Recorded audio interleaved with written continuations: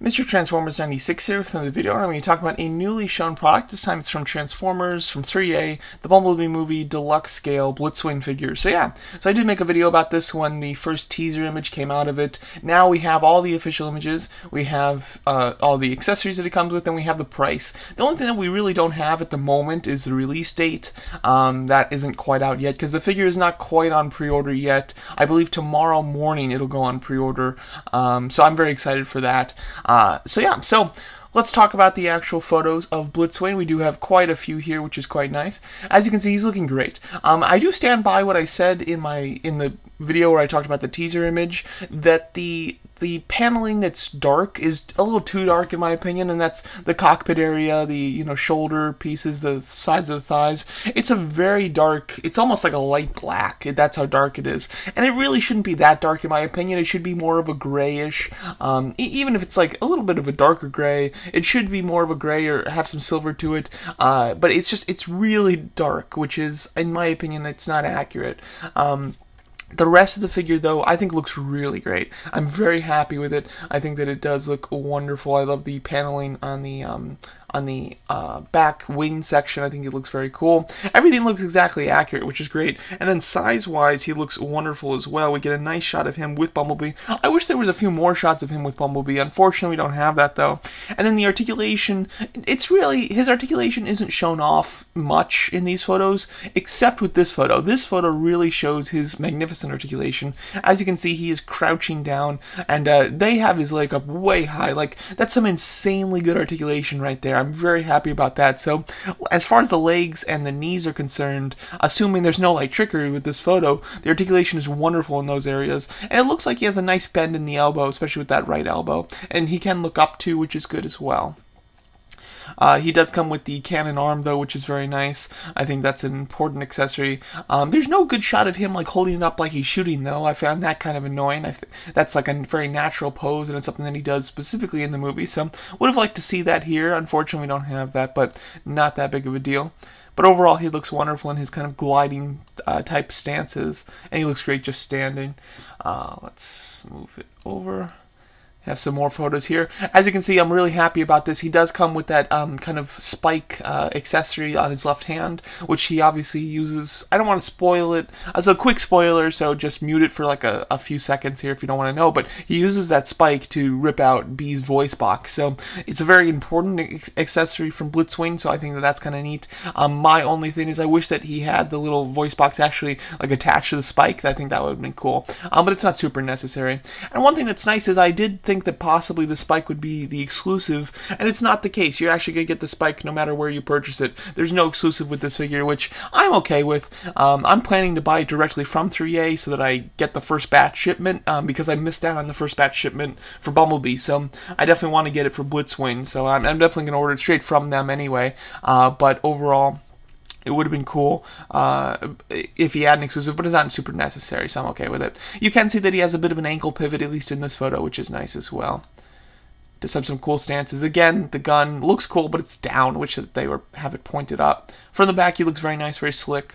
Do like it. The paint looks really good. You can kind of see him here with his flight base. I actually really do like this base. Same base as Bumblebee, of course. It looks nice. I like the kind of electronic look to it, and the black coloring I think looks nice with the red ThreeA symbol. I think that's very cool. I believe that Bumblebee's has a yellow one, so it matches them very nicely.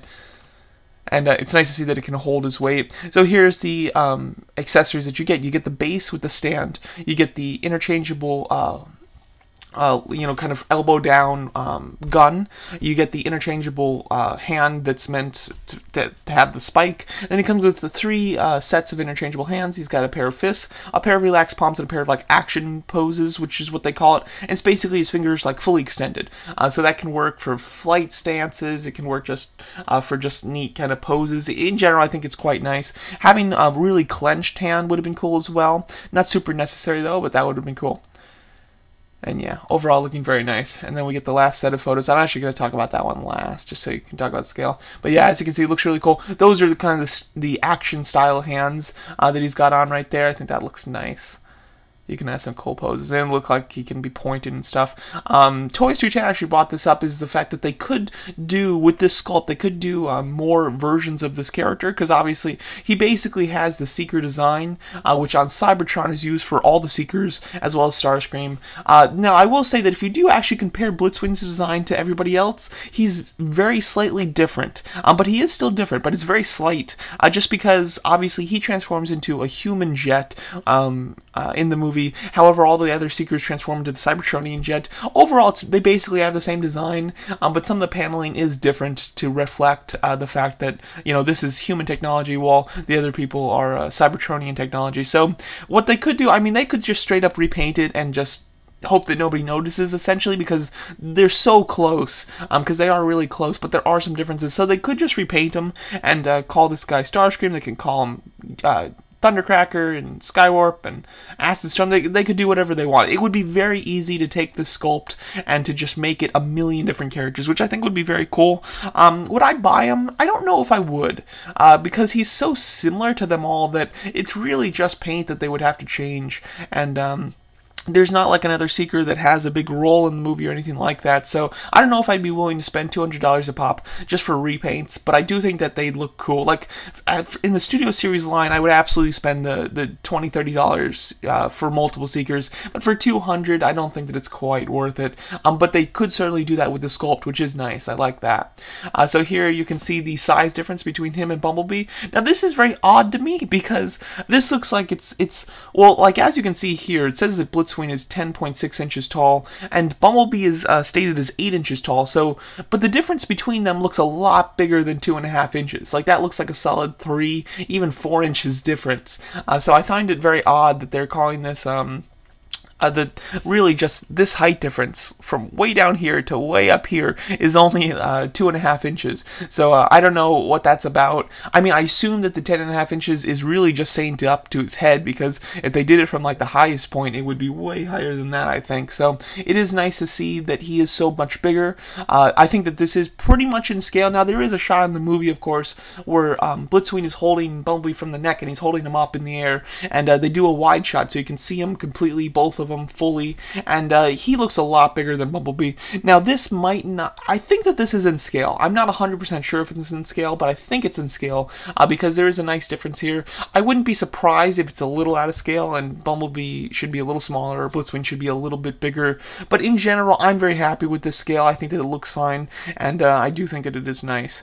Now, price-wise, like I mentioned, this is a $200 figure. It's actually $199 for Blitzwing, and then Bumblebee is $145. So they're asking for an extra $55 or $54 essentially for Blitzwing, which, to be honest, I think is pretty fair. Like, what's the differences between the two of them? Well, first of all, the similarities are they have just about the same articulation, of course, and the quality of paint is the same. They both have metal die-cast skeletons, which is one of the most exciting parts about them, I think. The differences with Blitzwing is he's bigger. Accessory-wise, he really doesn't come with more, because Bumblebee comes with an interchangeable blaster arm, just like Blitzwing does. Now, Blitzwing, just because he's bigger, his blaster is bigger, of course. And then you get the same amount of hands with both of them. And with Bumblebee, you get an interchangeable head. With Blitzwing, you get an interchangeable spike. So you basically get the same amount of accessories with Blitzwing. So really, and they both have light-up eyes. So really, the difference is just the size. So you are paying about 25% more for the size. But to be honest, if you look at him, he's more than 25% bigger than Bumblebee. I'd say that he's a solid 30 to 40% bigger than Bumblebee. So overall, I do find it fair, the price. In my video, when I was talking about the teaser image, I did kind of talk about the price, and I mentioned that I wanted it to, like, ideally, like 180 would be something that I want, but I expected it to be 200. I was just worried that it would go over 200. So basically, it hit the expectation mark. I would have, of course, liked it to be a little cheaper, but overall, it's not too bad. And one thing that's nice with ThreeA is that their prices include shipping if you order from them, which is cool. So you don't have to. It is like legitimately $199. That's it. No tax, no shipping. You don't have to worry about it. So that is quite nice. But yeah, overall, I think that this looks like an excellent figure. Oops. Here we go. I think this looks like an excellent figure. just really cool. I'm absolutely loving the design. My only real issue with it is that the dark gray is a little too dark in my opinion, but other than that, it looks perfect. Blitzwing was my favorite Transformer, like in the Bumblebee movie, so I'm very happy to get a figure of him. I don't expect 3A to do any more from Bumblebee. I certainly hope that they do, but I don't expect it. But again, they could take this design and really run with it and do a lot of the Seekers and Starscream and things like that, or some of the characters that I'd like to see them do. Like, realistically, if they were going to do another one, I would guess that it would be Shatter. Shatter and Dropkick would be really cool. I definitely love them, and I would certainly purchase them, but I'm, again, not expecting them to do them. But it would be very cool if they did. And if they were going to do any of the Cybertronian characters, Soundwave would be really cool, but Shockwave would be the one that I'd really love. So, but a lot of people, you know what, if they do one more, I could actually see them doing Optimus before they do Shatter. I've seen a lot of people commenting that they want Optimus, so that they might actually do Optimus if they do any more. But these are great. I'm loving the look of them. Bumblebee, I was like 90% sure I was going to get. Now with the fact that they're doing Blitzwing, Bumblebee is 100% a must-have for me. I think I'm going to pre-order it any day now.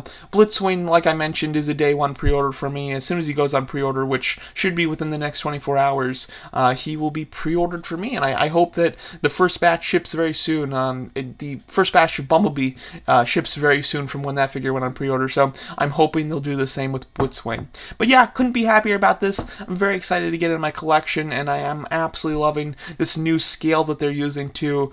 This price point is a lot more affordable than the other one that was like almost $500 a pop. That got extremely expensive. I have Starscream, and I absolutely love that figure. It's one of my favorite figures probably in my collection. It's wonderful, but I much prefer this scale and price point just because it's when they're smaller like this, they're easier to pose. You feel better about posing them. You don't have to worry so much. You can fit more. They don't take up as much room, and then the price point is just so much more affordable. It's better in every way, to be honest. So I'm very happy about this new scale, and I hope that they really run with this, and I hope that they run with the line in general, because we don't have another Transformers movie on the horizon at the moment. So I really hope that they just continue to make Bumblebee figures. I'd be all for it, and I think the majority of collectors would be as well. So yeah, let me know what you guys think of this Blitzwing figure. I'd love to hear what you guys would like to see 3A do next for the Bumblebee line. And yeah, thanks for watching, and let me know what you guys think of it.